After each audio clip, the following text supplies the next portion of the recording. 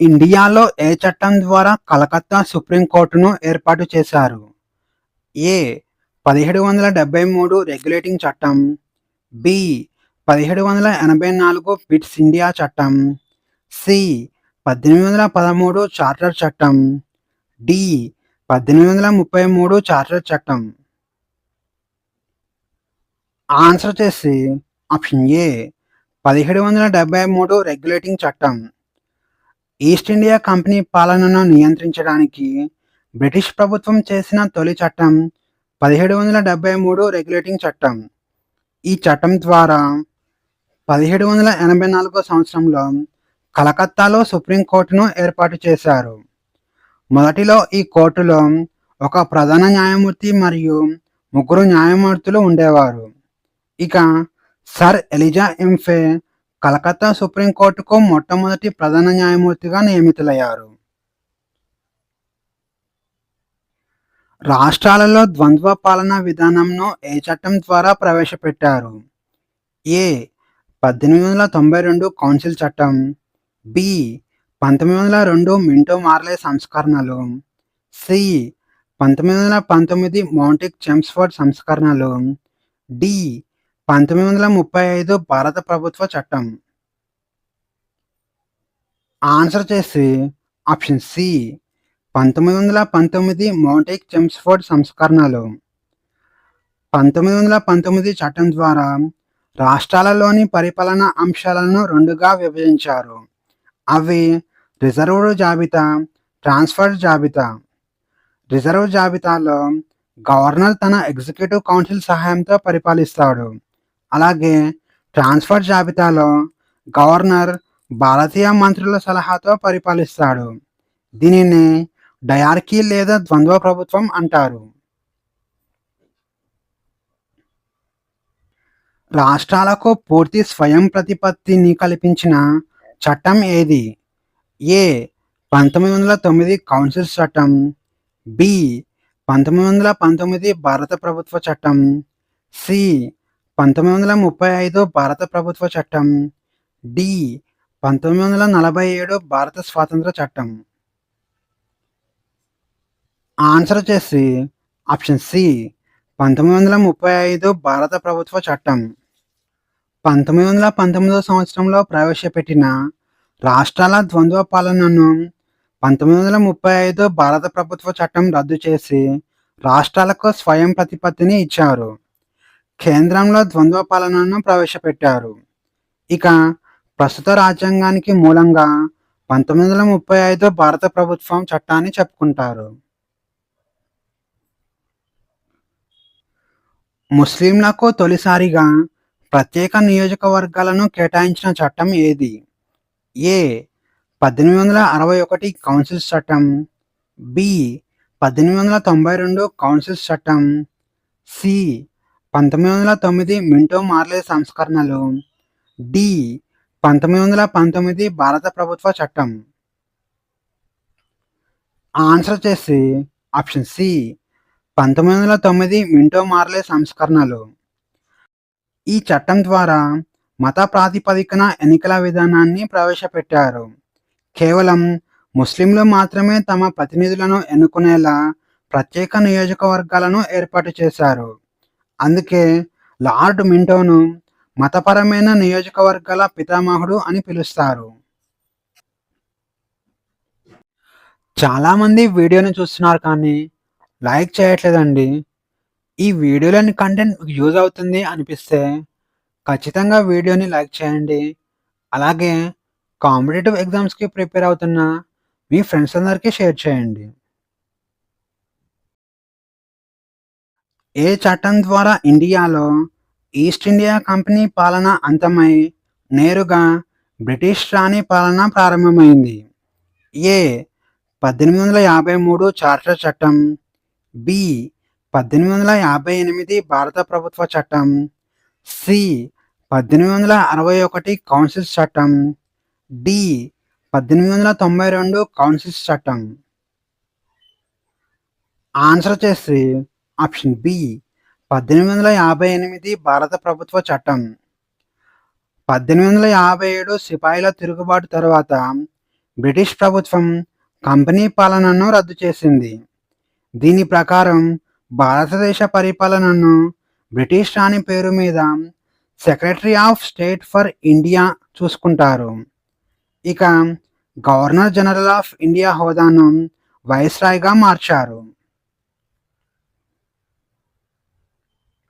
భారతదేశంలో పోర్ట్ఫోలియో విధానాన్ని చట్టబద్ధంగా ఎవరు చేశారు? A. Lord Dalhousie, B. Lord William Bentinck, C. Lord Curzon, D. Lord Canning. Answer వచ్చేసి ఆప్షన్ డి, లార్డ్ కానింగ్.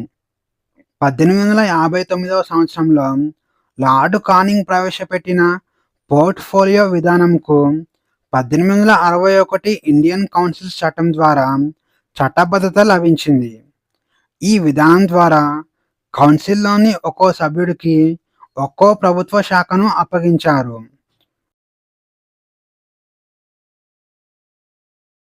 భారతదేశపు మొట్టమొదటి గవర్నర్ జనరల్ ఎవరు? ఏ.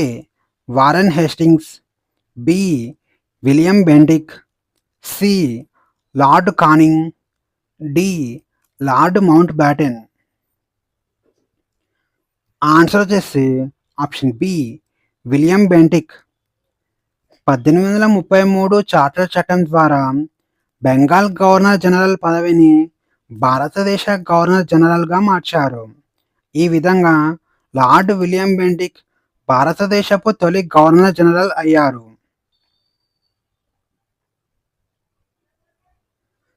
భారతదేశంలో ఈస్ట్ ఇండియా కంపెనీ యొక్క వ్యాపార గుత్తాధిపత్యాన్ని రద్దు చేసిన చట్టం ఏది? ఏ. 1784 పిట్స్ ఇండియా చట్టం, బి. 1853 చార్టర్ చట్టం, సి. 1833 చార్టర్ చట్టం, డి. 1813 చార్టర్ చట్టం. ఆన్సర్ వచ్చేసి ఆప్షన్ డి, 1813 చార్టర్ చట్టం. ఈ చట్టం ద్వారా కంపెనీకి ఇండియాలో ఉన్న వ్యాపార గుత్తాధిపత్యం ముగిసింది.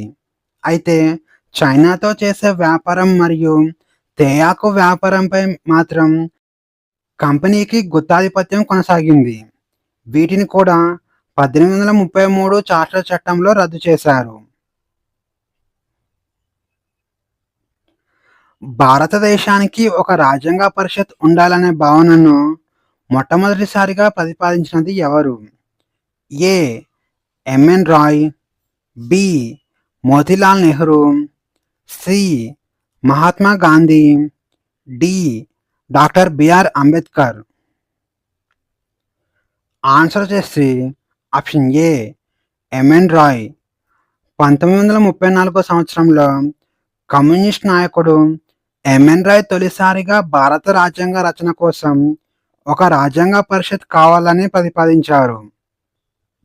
ఆ తరువాత 1935 సంవత్సరంలో భారతీయ జాతీయ కాంగ్రెస్ అధికారికంగా ఈ డిమాండ్ చేసింది. భారత రాజ్యాంగ పరిషత్ను ఏ పథకం లేదా మిషన్ సిఫార్సుల మేరకు ఏర్పాటు చేశారు? A. 1942 Cripps mission, B. 1946 cabinet mission plan, C. 1945 Wavell plan, D. 1947 Mountbatten plan. Answer వచ్చేసి option B, 1946 cabinet mission plan. 1946 సంవత్సరంలో బ్రిటిష్ ప్రభుత్వం పంపిన క్యాబినెట్ మిషన్ సిఫార్సుల ఆధారంగా నవంబర్ 1946 సంవత్సరంలో రాజ్యాంగ పరిషత్ను ఏర్పాటు చేశారు. ఈ సభలోని సభ్యులను రాష్ట్ర శాసనసభ సభ్యులు పరోక్ష పద్ధతిలో ఎన్నుకున్నారు. ఇక క్యాబినెట్ మిషన్ ప్లాన్లో పెతిక్ లారెన్స్, స్టాఫర్డ్ క్రిప్స్, ఏవి అలెగ్జాండర్లు సభ్యులుగా ఉన్నారు. రాజ్యాంగ పరిషత్ తొలి సమావేశానికి తాత్కాలిక అధ్యక్షుడిగా ఎవరు వ్యవహరించారు? A. Doctor Rajendra Prasad, B. Doctor Sachchidananda Sinha, C. Jawaharlal Nehru, D doctor BR Ambedkar. Answer వచ్చేసి option B doctor Sachchidananda Sinha. రాజ్యాంగ పరిషత్ తొలి సమావేశాన్ని 1946 డిసెంబర్ 9న నిర్వహించారు. ఇక ఫ్రెంచ్ సాంప్రదాయాన్ని అనుసరించి సభలోని అందరికంటే సీనియర్ నాయకుడైన డాక్టర్ సచ్చిదానంద సిన్హాను తాత్కాలిక అధ్యక్షుడిగా ఎన్నుకున్నారు. ఆ తర్వాత డిసెంబర్ 11, 1946న డాక్టర్ రాజేంద్ర ప్రసాద్ను రాజ్యాంగ పరిషత్ శాశ్వత అధ్యక్షుడిగా ఎన్నుకున్నారు.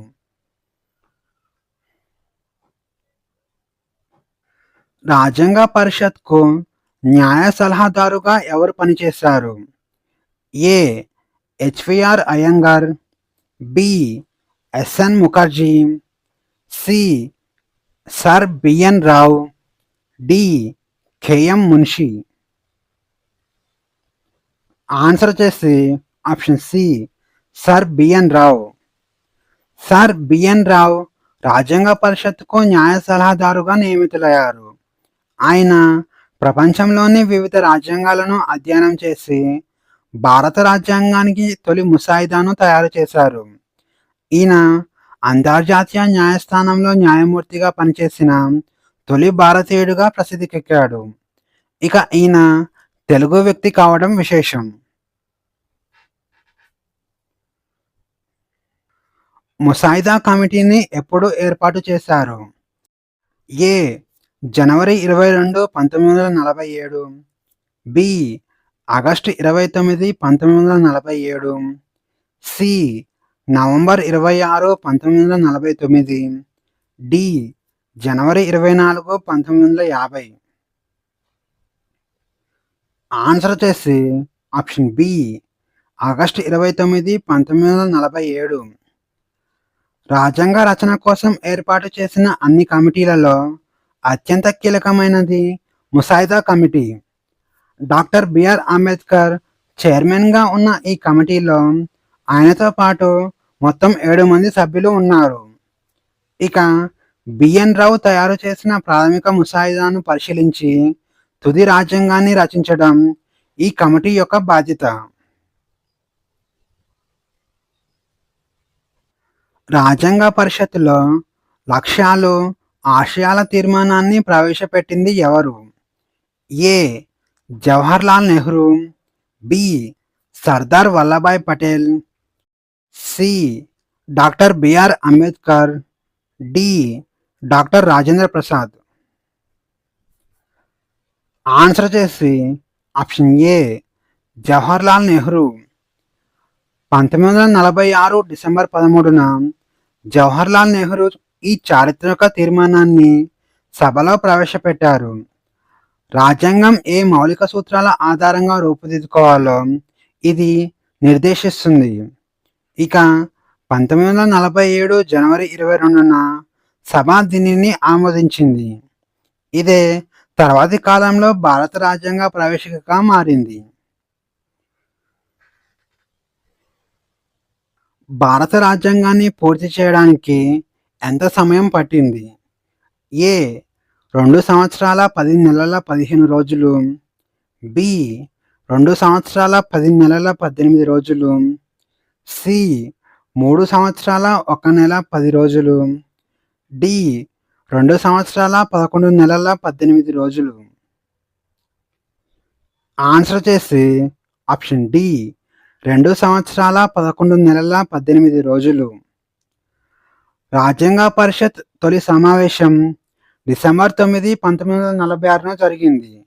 అప్పటి నుంచి రాజ్యాంగాన్ని ఆమోదించిన రోజు వరకు, అంటే నవంబర్ 26, 1949 వరకు మొత్తం 2 సంవత్సరాల 11 నెలల 18 రోజులు పట్టింది. ఈ క్రమంలో మొత్తం 11 సమావేశాలు జరిగాయి. రాజ్యాంగ పరిషత్ భారత జాతీయ జెండాను ఎప్పుడు ఆమోదించింది?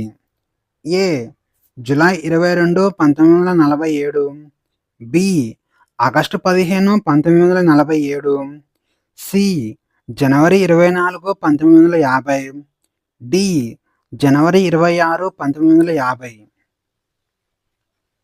ఆన్సర్ వచ్చేసి ఆప్షన్ ఏ జులై 22, 1947. స్వాతంత్రానికి కొద్ది రోజుల ముందు జులై 22, 1947న పింగళి వెంకయ్య రూపొందించిన త్రివర్ణ పథకాన్ని జాతీయ జెండాగా ఆమోదించారు. జాతీయ గీతం మరియు జాతీయ గేయాలను మాత్రం రాజ్యాంగం అమలులోకి రావడానికి 2 రోజుల ముందు అనగా జనవరి 24, 1950 సంవత్సరంలో ఆమోదించారు. ఈ కింది వాటిలో డాక్టర్ రాజేంద్ర ప్రసాద్ అధ్యక్షత వహించని కమిటీ ఏది? A steering committee, B rules of procedure committee, C union powers committee, D finance మరియు స్టాఫ్ కమిటీ. ఆన్సర్ వచ్చేసి option C union powers committee. రాజ్యాంగ పరిషత్లో కమిటీలకు సంబంధించి Jawaharlal Nehru union powers committee, union constitution committee, రాష్ట్రాల కమిటీకి అధ్యక్షత వహించారు. ఇక doctor Babu Rajendra Prasad steering committee, rules కమిటీలకు చైర్మన్గా వ్యవహరించారు. భారత రాజ్యాంగ అసలు ప్రతిని తన చేతులతో అందంగా రాసిన వ్యక్తి ఎవరు? A Prem Behari Narain Raizada, B Nandalal Bose, C Beohar Ram Manohar Sinha, D Vasant Krishna Vaidya. Answer వచ్చేసి ఆప్షన్ ఏ ప్రేమ్ బిహారీ నారాయణ్ రైజాదా. భారత రాజ్యాంగం ఇంగ్లీష్ అసలు ప్రతిని ప్రేమ్ బిహారీ నారాయణ్ రాజాదా ఇటాలిక్ శైలిలో అందంగా రాశారు. దీని హిందీ వర్షన్ను వసంత కృష్ణ వైద్య రాశారు. రాజ్యాంగం పేజీలకు అందమైన డిజైన్లు చేసిన బాధ్యతను శాంతినికేతన్కు చెందిన నందలాల్ బోస్ మరియు రామ్ మనోహర్ సిన్హా తీసుకున్నారు. రాజ్యాంగ పరిషత్ యొక్క చివరి సమావేశం ఎప్పుడు జరిగింది? ఏ నవంబర్ 26, 1949, బి జనవరి 24, 1950, సి జనవరి 26, 1950, డి ఆగస్టు 15, 1947. ఆన్సర్ వచ్చేసి ఆప్షన్ బి జనవరి 24, 1950. రాజ్యాంగాన్ని నవంబర్ 26, 1949 సంవత్సరంలో ఆమోదించినప్పటికీ రాజ్యాంగ పరిషత్ సభ్యులు దానిపై సంతకాలు చేయడానికి జనవరి 24, 1950 సంవత్సరంలో చివరిసారిగా సమావేశమయ్యారు. ఇక అదే రోజున డాక్టర్ రాజేంద్ర ప్రసాద్ను భారతదేశ తొలి రాష్ట్రపతిగా ఎన్నుకున్నారు. ఇక రాజ్యాంగం మాత్రం జనవరి 26, 1950 సంవత్సరం నుంచి అమల్లోకి వచ్చింది. రాజ్యాంగాన్ని ఆమోదించినప్పుడు అందులో ఎన్ని భాగాలు మరియు షెడ్యూల్స్ ఉన్నాయి? ఏ 22 భాగాలు, 8 షెడ్యూల్స్, 395 ఆర్టికల్స్, బి 25 భాగాలు, 12 షెడ్యూళ్ళు, 448 ఆర్టికల్స్, సి 20 భాగాలు, 9 షెడ్యూళ్ళు, 395 ఆర్టికల్లు, డి 22 భాగాలు, 10 షెడ్యూళ్ళు, 395 ఆర్టికల్స్. ఆన్సర్ వచ్చేసి ఆప్షన్ ఏ 22 భాగాలు, 8 షెడ్యూళ్ళు, 395 ఆర్టికల్స్. రాజ్యాంగం అమలులోకి వచ్చిన ప్రారంభంలో ఒక ప్రవేశిక, 395 ఆర్టికల్లు, 22 భాగాలు మరియు 8 షెడ్యూళ్ళు మాత్రమే ఉండేవి. ఇక ప్రస్తుత కాలంలో సవరణల ద్వారా ఇది 25 భాగాలు, 12 షెడ్యూళ్లకు చేరుకుంది. ఇక నవంబర్ 26ను జాతీయ న్యాయ దినోత్సవం లేదా రాజ్యాంగ దినోత్సవంగా జరుపుకుంటారు. కేంద్ర రాష్ట్ర ప్రభుత్వాల మధ్య అధికారాల విభజనను తెలియజేసే జాబితాలు ఏ షెడ్యూల్లో ఉన్నాయి? ఏ 7వ షెడ్యూల్, బి 8వ షెడ్యూల్, సి 9వ షెడ్యూల్, డి 10వ షెడ్యూల్. ఆన్సర్ వచ్చేసి ఆప్షన్ ఏ 7వ షెడ్యూల్. ఆర్టికల్ 246 ప్రకారం శాసన అధికారాలను 3 జాబితాలుగా విభజించారు.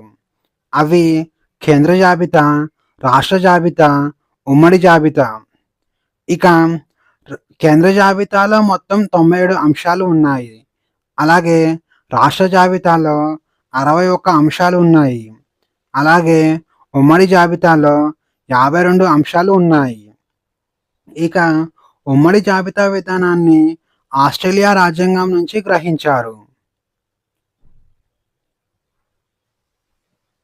రాజ్యాంగం ప్రారంభంలో 8వ షెడ్యూల్లో కేవలం 14 భాషలు మాత్రమే గుర్తింపు పొందాయి.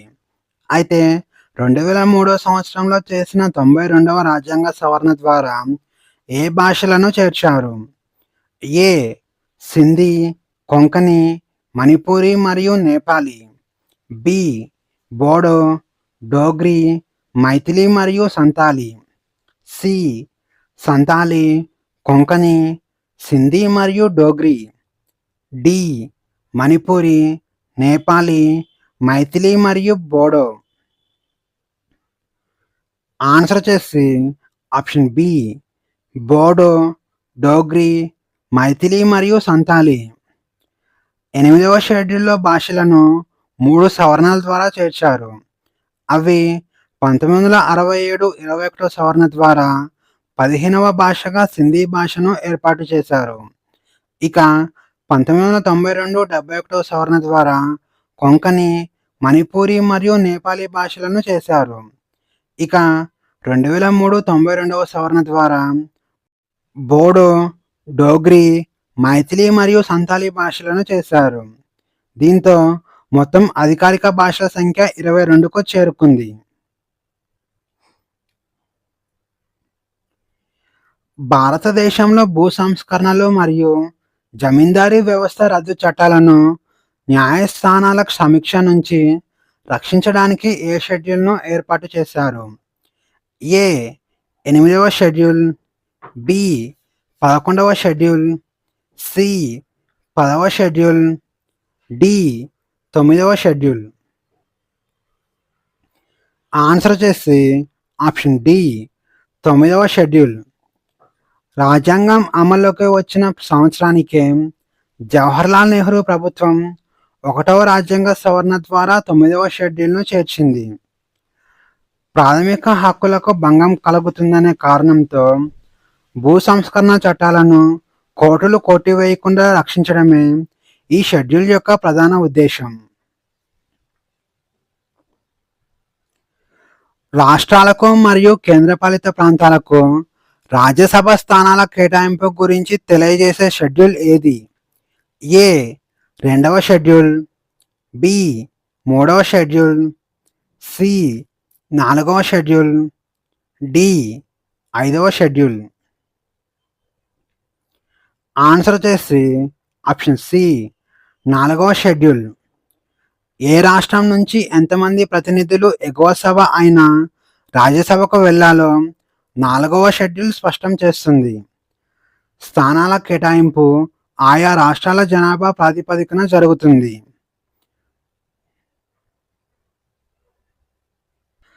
భారత రాజ్యాంగ ప్రవేశికను ఇప్పటి వరకు ఎన్నిసార్లు సవరించారు?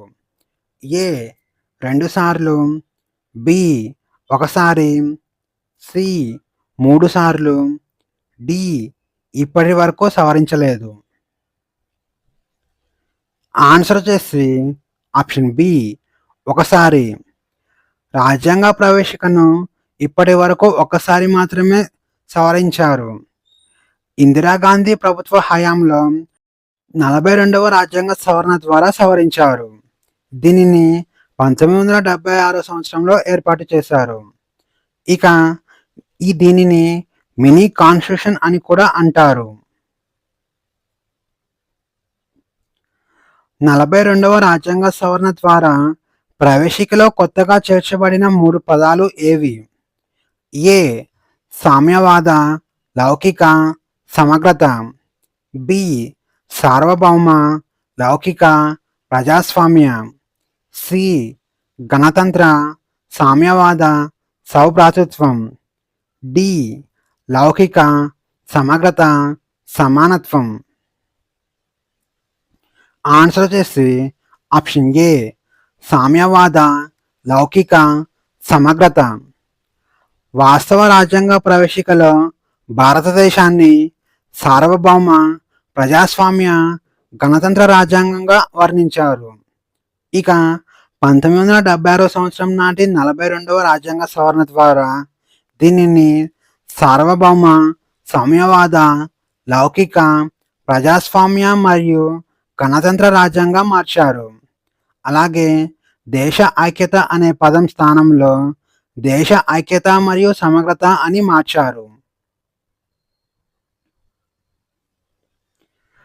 ప్రవేశికలో స్వేచ్ఛ సమానత్వం మరియు సౌభ్రాతృత్వం అనే ఆదర్శాలను ఏ విప్లవం నుంచి స్ఫూర్తిగా తీసుకున్నారు? ఏ. రష్యన్ విప్లవం, బి. అమెరికన్ స్వాతంత్ర సంగ్రామం, సి. ఫ్రెంచ్ విప్లవం, డి. పారిశ్రామిక విప్లవం. ఆన్సర్ వచ్చేసి ఆప్షన్ సి ఫ్రెంచ్ విప్లవం. రాజ్యాంగ నిర్మాతలు ఫ్రెంచ్ విప్లవ నినాదాలైన స్వేచ్ఛ సమానత్వం సౌభ్రాతృత్వాలను మన ప్రవేశికలో పొందుపరిచారు. కాగా ప్రవేశికలోని సామాజిక ఆర్థిక రాజకీయ న్యాయం అనేవి 1917 రష్యన్ విప్లవం నుంచి తీసుకున్నారు. ప్రవేశిక భారత రాజ్యాంగంలో అంతర్భాగం అని సుప్రీంకోర్టులో ఏ కేసులో చారిత్రాత్మక తీర్పునిచ్చింది? A. 1960 Berubari union case, B. 1967 Golaknath case, C. 1973 Kesavananda Bharati case, D. 1980 Minerva Mills case. Answer వచ్చేసి option C 1973 Kesavananda Bharati case. 1960 సంవత్సరం నాటి బేరుబారి కేసులో సుప్రీంకోర్టు ప్రవేశిక రాజ్యాంగంలో భాగం కాదని చెప్పింది. కానీ అత్యంత ప్రతిష్టాత్మకమైన 13 మంది న్యాయమూర్తులతో కూడిన ధర్మాసనం కేశవనంద భారతి కేసులో తన పాత తీర్పును సవరించి ప్రవేశిక రాజ్యాంగంలో అంతర్భాగమే అని ఆర్టికల్ 368 ద్వారా ప్రవేశికను సవరించవచ్చని తీర్పును ఇచ్చింది. రాజ్యాంగ ప్రవేశికను రాజ్యాంగ గుర్తింపు కార్డు అని వర్ణించినది ఎవరు? A. KM Munshi, B. NA Palkhivala, C. Doctor BR Ambedkar, D. Pandit Thakur Das Bhargava. Answer వచ్చేసి ఆప్షన్ బి ఎన్ఏ పాల్కీవాలా. ప్రముఖ న్యాయ కోవిదుడు ఎన్ఏ పాల్కీవాలా ప్రవేశికను రాజ్యాంగానికి ఐడెంటిటీ కార్డుగా అభివర్ణించారు. ఇక కెఎం మున్షి మన సార్వభౌమ ప్రజాస్వామ్య గణతంత్ర రాజ్యానికి ప్రవేశిక ఒక రాజకీయ జాతకం అని వర్ణించారు. అలాగే పండిట్ ఠాకూర్ దాస్ భార్గవ ప్రవేశిక రాజ్యాంగానికి ఆత్మ వంటిది అని అన్నారు.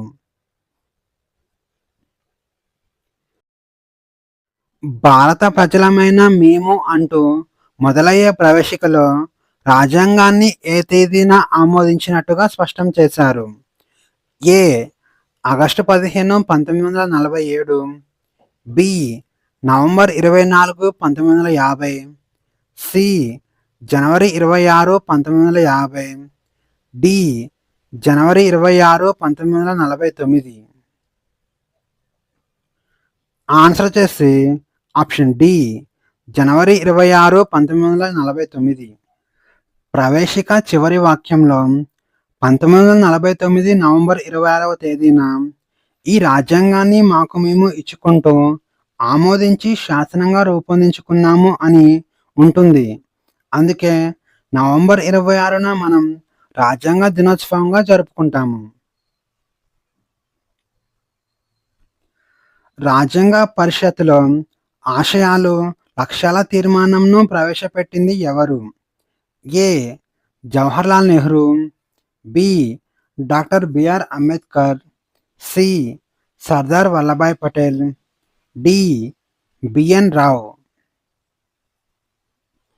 ఆన్సర్ వచ్చేసి ఆప్షన్ ఏ జవహర్లాల్ నెహ్రూ.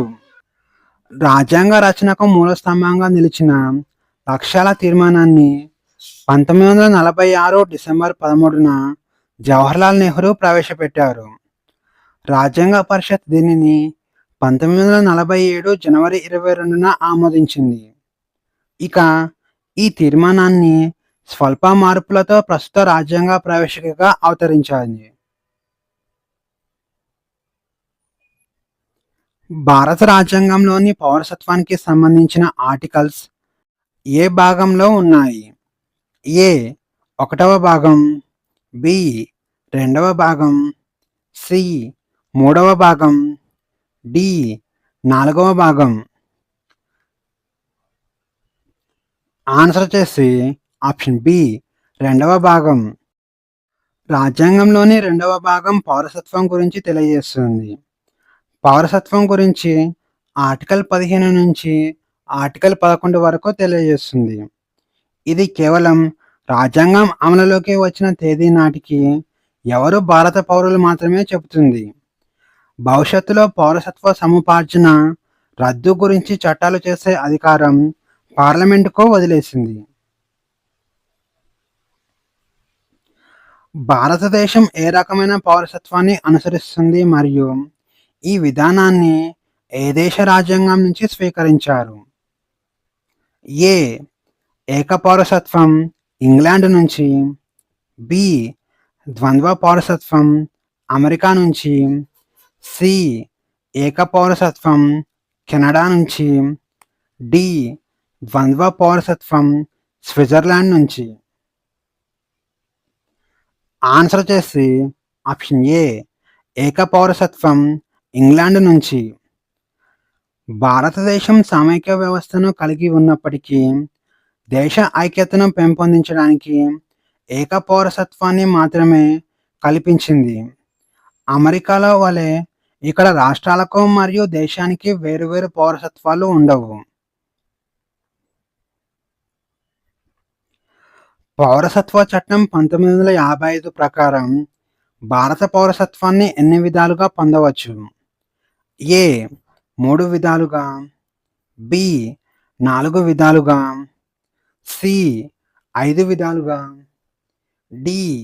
7 విధాలుగా. ఆన్సర్ వచ్చేసి ఆప్షన్ సి 5 విధాలుగా. 1955 చట్టం ప్రకారం 5 పద్ధతుల ద్వారా భారత పౌరసత్వాన్ని పొందవచ్చు. అవి పుట్టుక ద్వారా, వారసత్వం ద్వారా, నమోదు ద్వారా, సహజీకృతం ద్వారా, విదేశీ భూభాగాన్ని భారతదేశంలో విలీనం చేసుకోవడం ద్వారా. అలాగే ఇదే చట్టం ప్రకారం పౌరసత్వాన్ని 3 విధాలుగా కోల్పోతారు. అవి స్వచ్ఛందంగా వదులుకోవడం, రద్దు కావడం మరియు ప్రభుత్వం తొలగించడం.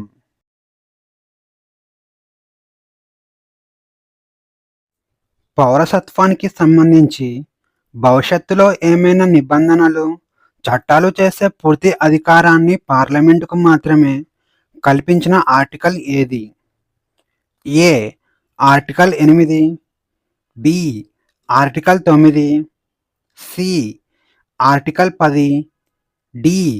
ఆర్టికల్ 11. ఆన్సర్ వచ్చేసి ఆప్షన్ డి ఆర్టికల్ 11. రాజ్యాంగంలోని ఆర్టికల్ 11 పార్లమెంటుకు పౌరసత్వ అర్జన, ముగింపు మరియు దానికి సంబంధించిన అన్ని ఇతర అంశాలను నియంత్రించే అధికారాన్ని ఇస్తుంది. ఈ అధికారాన్ని ఉపయోగించి పార్లమెంట్ 1955 సంవత్సరంలో భారత పౌరసత్వ చట్టాన్ని రూపొందించారు. ఓవర్సీస్ సిటిజన్స్ ఆఫ్ ఇండియా స్కీమ్కు భారత ప్రభుత్వం ఏ కమిటీ సిఫార్సుల మేరకు ప్రవేశపెట్టింది? A. Swaran Singh committee, B. LM Singhvi committee, C MN Venkatachaliah committee, D Sarkaria commission. Answer వచ్చేసి option B LM Singhvi committee. భారతీయ మూలాలున్న విదేశీయులతో సంబంధాలను బలోపేతం చేయడానికి అటల్ బిహారీ వాజ్పేయి ప్రభుత్వం ఎల్ఎం సింఘ్వి నేతృత్వంలో ఉన్నత స్థాయి కమిటీని వేసింది. వారి సిఫార్సుల మేరకు 2003 సంవత్సరంలో పౌరసత్వ చట్టాన్ని సవరించి 2005 నుంచి ఓవర్సీస్ సిటిజన్ ఆఫ్ ఇండియా కార్డుల జారీని ప్రారంభించారు.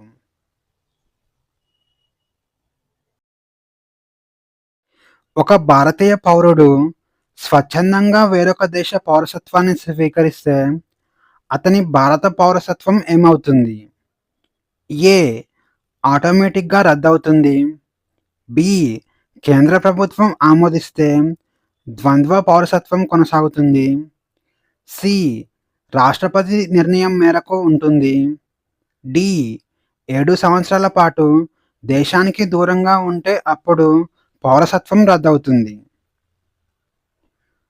ఆన్సర్ వచ్చేసి ఆప్షన్ ఏ ఆటోమేటిక్గా రద్దవుతుంది. భారత రాజ్యాంగంలోని ఆర్టికల్ 9 ద్వంద్వ పౌరసత్వాన్ని స్పష్టంగా నిషేధిస్తుంది. ఒక పౌరుడు తన ఇష్టపూర్వకంగా మరే ఇతర విదేశీ పౌరసత్వాన్ని పొందిన ఆ క్షణమే అతని భారత పౌరసత్వం రద్దవుతుంది. దీనికి ప్రభుత్వం నుంచి ఎటువంటి ప్రత్యేక ఉత్తర్వులు అవసరం లేదు.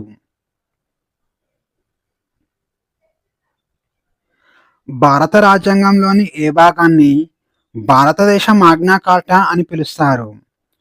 ఏ 2వ భాగం, బి 3వ భాగం, సి 4వ భాగం, డి 5వ భాగం. ఆన్సర్ వచ్చేసి ఆప్షన్ బి 3వ భాగం. భారత రాజ్యాంగంలోని 3వ భాగంలో ప్రాథమిక హక్కులను పొందుపరిచారు. ఆర్టికల్ 12 నుంచి ఆర్టికల్ 35 వరకు ప్రాథమిక హక్కుల గురించి తెలియజేస్తుంది. ఇక ఈ భావనను అమెరికా రాజ్యాంగం నుంచి గ్రహించారు. బ్రిటన్లో 1215వ సంవత్సరంలో కింగ్ జాన్ జారీ చేసిన పౌర హక్కుల పత్రాన్ని మాగ్నా కార్టా అంటారు. హక్కుల గురించి ప్రపంచంలో వెలువడిన తొలి లిఖిత పత్రం ఇదే కాబట్టి మన ప్రాథమిక హక్కుల భాగాన్ని భారతదేశ మాగ్నా కార్టా అని వర్ణిస్తారు. 44వ రాజ్యాంగ సవరణ ద్వారా ప్రాథమిక హక్కుల జాబితా నుంచి తొలగించబడిన హక్కు ఏది? ఏ విద్యా హక్కు, బి మత స్వాతంత్రపు హక్కు, సి ఆస్తి హక్కు, డి పీడనాన్ని నిరోధించే హక్కు. ఆన్సర్ వచ్చేసి ఆప్షన్ సి ఆస్తి హక్కు. రాజ్యాంగం అమలులోకి వచ్చినప్పుడు మొత్తం 7 ప్రాథమిక హక్కులు ఉండేవి. అయితే 1978 సంవత్సరంలో మొరార్జీ దేశాయ్ ప్రభుత్వం 44వ రాజ్యాంగ సవరణ ద్వారా ఆస్తి హక్కును ప్రాథమిక హక్కుల జాబితా నుంచి తొలగించింది. ప్రస్తుతం రాజ్యాంగంలోని 12వ భాగంలో ఆర్టికల్ 300ఏలో ఆస్తి హక్కును చేర్చారు. ఇప్పుడు ఆస్తి హక్కు అనేది చట్టబద్ధమైన హక్కుగా మాత్రమే కొనసాగుతుంది. అంటరానితనం రద్దు గురించి తెలియజేసే రాజ్యాంగ ఆర్టికల్ ఏది? A article 17, B article 19, C article 18, D article 20. Answer వచ్చేసి ఆప్షన్ ఏ ఆర్టికల్ 17. సమానత్వపు హక్కులో భాగమైన ఆర్టికల్ 17 అంటరానితనాన్ని పూర్తిగా నిషేధిస్తుంది. ఇది ఏ రూపంలో ఆచరించినా నేరంగా పరిగణిస్తారు. దీని అమలు కోసం పార్లమెంట్ 1955 సంవత్సరంలో అంటరానితన నేరాల చట్టాన్ని తీసుకువచ్చింది. దీనినే 1976 సంవత్సరంలో పౌర హక్కుల పరిరక్షణ చట్టంగా మార్చారు.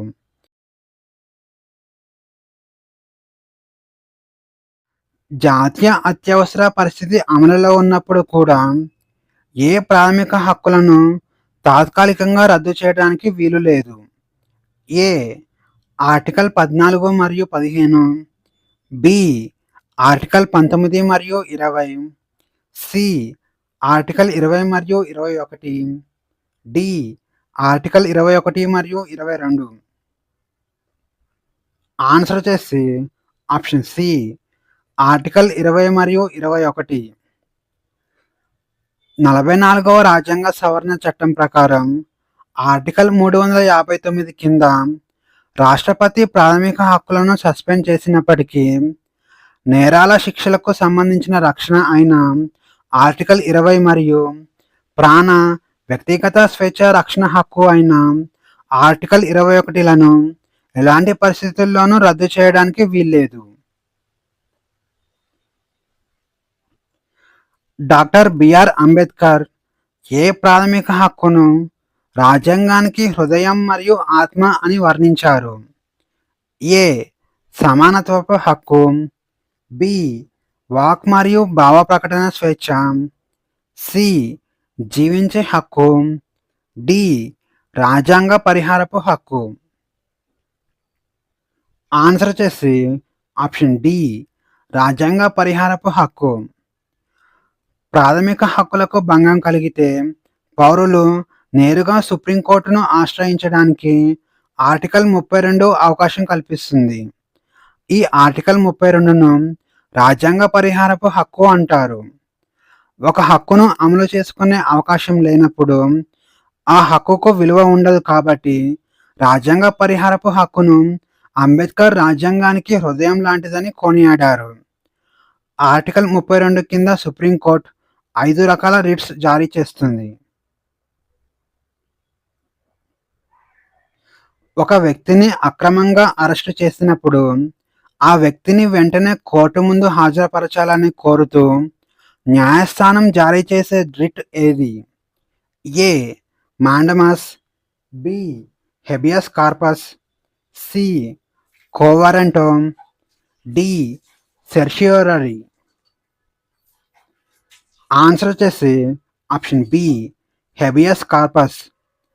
లాటిన్ భాషలో హెబియస్ కార్పస్ అంటే భౌతికంగా వ్యక్తిని హాజరుపరచడం అని అర్థం. ఇక అక్రమ నిర్బంధానికి గురైన వ్యక్తికి వ్యక్తిగత స్వేచ్ఛను ప్రసాదించడానికి సుప్రీంకోర్టు ఆర్టికల్ 32 లేదా హైకోర్టు ఆర్టికల్ 226 ద్వారా హెబియస్ కార్పస్ను జారీ చేస్తాయి. ఇది ప్రభుత్వ అధికారులతో పాటు ప్రైవేట్ వ్యక్తులపై కూడా జారీ చేయవచ్చు. కింది ప్రాథమిక హక్కులలో కేవలం భారతీయ పౌరులకు మాత్రమే వర్తించే హక్కుల గ్రూపు ఏది? ఏ ఆర్టికల్ 14, 15, 16, 21 మరియు 25, బి ఆర్టికల్ 15, 16, 19, 29 మరియు 30, సి ఆర్టికల్ 14, 20, 21, 21A మరియు 22, డి ఆర్టికల్ 16, 19, 21, 25 మరియు 29. ఆన్సర్ వచ్చేసి ఆప్షన్ బి ఆర్టికల్ 15, 16, 19, 29 మరియు 30. ప్రాథమిక హక్కులలో మెజారిటీ హక్కులు విదేశీయులకు కూడా లభిస్తాయి. కానీ 5 ఆర్టికల్స్, అవి article 15, article 16, article 19, article 29, article 30 కేవలం భారతీయ పౌరులకు మాత్రమే ఇవ్వబడ్డాయి. ఇక ఆర్టికల్ 15 వివక్షల నిషేధం గురించి తెలియజేస్తుంది. అలాగే ఆర్టికల్ 16 ప్రభుత్వ ఉద్యోగాల్లో సమాన అవకాశాల గురించి తెలియజేస్తుంది. ఇక ఆర్టికల్ 19 స్వేచ్ఛ గురించి తెలియజేస్తుంది. ఇక ఆర్టికల్ 29 అల్పసంఖ్యాక వర్గాల సాంస్కృతిక రక్షణ గురించి తెలియజేస్తుంది. ఇక ఆర్టికల్ 30 విద్యా సంస్థల స్థాపన గురించి తెలియజేస్తుంది. 6 నుంచి 14 సంవత్సరాల వయస్సు గల బాలబాలికలందరికీ ఉచిత మరియు నిర్బంధ విద్యను ప్రాథమిక హక్కుగా ఏ రాజ్యాంగ సవరణ ద్వారా చేర్చారు? ఏ 86వ రాజ్యాంగ సవరణ, బి 89వ రాజ్యాంగ సవరణ, సి 92వ రాజ్యాంగ సవరణ, డి 97వ రాజ్యాంగ సవరణ. ఆన్సర్ వచ్చేసి ఆప్షన్ ఏ 86వ రాజ్యాంగ సవరణ. 86వ రాజ్యాంగ సవరణను 2002వ సంవత్సరంలో చేశారు. ఇక 2002వ సంవత్సరంలో అటల్ బిహారీ వాజ్పేయి ప్రభుత్వం చేసిన 86వ రాజ్యాంగ సవరణ విద్యారంగంలో ఒక మైలురాయిగా చెప్పుకోవచ్చు. దీని ద్వారా ఆర్టికల్ 21ఏను చేర్చి ప్రాథమిక విద్యను ప్రాథమిక హక్కుగా మార్చారు. ఇక దీనికి అనుగుణంగానే 2009 సంవత్సరంలో విద్యా హక్కు చట్టం తీసుకువచ్చారు. ఇది 2010 ఏప్రిల్ 1 నుంచి అమలులోకి వచ్చింది. ఆదేశిక సూత్రాలను భారత రాజ్యాంగ నిర్మాతలు ఏ దేశ రాజ్యాంగం నుంచి స్వీకరించారు? A America, B England, C Ireland, D Russia. Answer వచ్చేసి ఆప్షన్ సి ఐర్లాండ్. రాజ్యాంగంలోని 4వ భాగంలోని ఆర్టికల్ 36 నుంచి 51 వరకు ఉన్న ఆదేశిక సూత్రాలను ఐర్లాండ్ రాజ్యాంగం నుంచి స్వీకరించారు. ఇక కేంద్ర రాష్ట్ర ప్రభుత్వాలు చట్టాలు, విధానాలు రూపొందించేటప్పుడు మార్గదర్శకంగా ఉపయోగపడే సూత్రాలు. ఇక డాక్టర్ బిఆర్ అంబేద్కర్ వీటిని రాజ్యాంగంలోని వినూత్న లక్షణాలు అని పేర్కొన్నారు. ఆదేశిక సూత్రాలకు సంబంధించి ఈ కింది వాటిలో సరైన వాక్యం ఏది? ఏ ఇవి న్యాయస్థానాల ద్వారా అమలు చేయబడతాయి. బి వీటికి న్యాయ సంరక్షణ లేదు. సి ఇవి ప్రాథమిక హక్కుల కంటే ఎప్పుడు ఉన్నతమైనవి.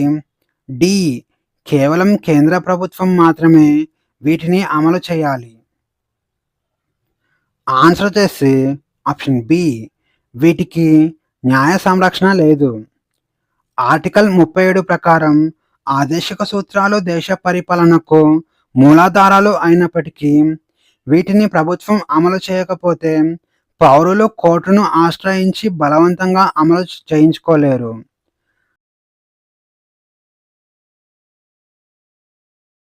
గ్రామ పంచాయతీల ఏర్పాటు గురించి తెలిపే ఆర్టికల్ ఏది? A article 39, B article 40, C article 44, D article 50. Answer వచ్చేసి ఆప్షన్ బి ఆర్టికల్ 40. ఆర్టికల్ 40 అనేది గాంధేయ సూత్రాలలో అత్యంత ముఖ్యమైనది. గ్రామ పంచాయతీలను స్థానిక స్వపరిపాలన సంస్థలుగా అభివృద్ధి చేయాలని ఆర్టికల్ 40 ప్రభుత్వాలకు సూచిస్తుంది. దీనికి అనుగుణంగానే రాజ్యాంగబద్ధంగా 73వ సవరణ ద్వారా పంచాయతీరాజ్ వ్యవస్థను తీసుకువచ్చారు. దేశ పౌరులందరికీ వర్తించే ఉమ్మడి పౌర స్మృతి గురించి ఏ ఆర్టికల్ తెలియజేస్తుంది? A article 41, B article 43, C article 44, D article 48. Answer వచ్చేసి ఆప్షన్ సి ఆర్టికల్ 44. వివాహం, విడాకులు, దత్తత, వారసత్వం వంటి పౌర వ్యవహారాలకు సంబంధించి దేశంలోని అన్ని మతాల వారికి ఒకే చట్టం తీసుకురావాలని ఆర్టికల్ 44 తెలుపుతుంది. ఇది ఉదారవాద మేధో సూత్రాల కిందకి వస్తుంది. ప్రస్తుతం ఇండియాలో ఉమ్మడి పౌరస్మృతి అమలులో ఉన్న ఏకైక రాష్ట్రంగా గోవా అలాగే ఉత్తరాఖండ్ ఉన్నాయి. కార్యనిర్వాహక శాఖ నుంచి న్యాయశాఖను వేరు చేయాలని తెలిపే ఆర్టికల్ ఏది? A article 48A, B article 49, C article 50, D article 51. Answer వచ్చేసి ఆప్షన్ సి ఆర్టికల్ 50. న్యాయ వ్యవస్థ స్వేచ్ఛగా పనిచేయడానికి ప్రభుత్వ కార్యనిర్వాహక శాఖ జోక్యం లేకుండా చూడాలని ఆర్టికల్ 50 తెలుపుతుంది. స్వాతంత్రానికి ముందు జిల్లా కలెక్టర్లకు న్యాయ అధికారాలు ఉండేవి. దానిని వేరు చేస్తూ స్వాతంత్రం తర్వాత క్రిమినల్ ప్రొసీజర్ కోడ్ 1973 ద్వారా ఈ సూత్రాన్ని అమలు చేశారు.